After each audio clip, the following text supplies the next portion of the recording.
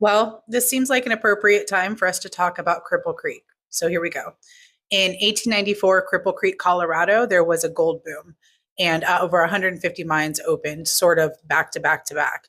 With that came a large influx of labor, so much so that there ended up being a labor surplus. And just like always with capitalism, as soon as the mine owners realized that there was a labor surplus, the first thing they did was try to figure out how they could squeeze more money out of the workers. Their solution to this was to take miners from an 8 hour day to a 9 or 10 hour day for the same pay.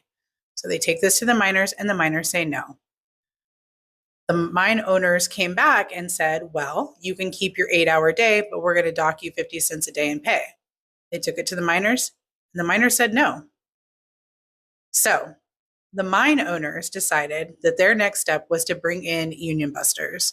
They tried to go through a court system to legally require the miners to return to work. And when that didn't work, they got the local sheriff involved. Now, this sheriff was tasked with training a private militia to come in and basically fight the union.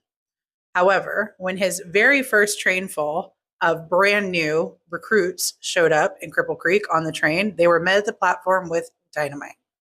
And Cripple Creek got much bloodier from then on out.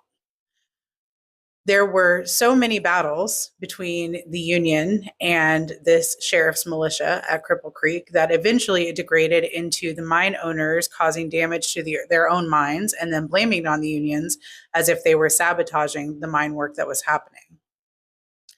Cripple Creek was one of those situations in which organization was so important because not all of the miners could just stop working. So people had different roles within the general strike. Some people worked and they paid a 10% tax to the striking workers. And that's how people were able to pay their bills and keep their families safe and stay fed. They also started soup kitchens. It wasn't just anger, it was organization.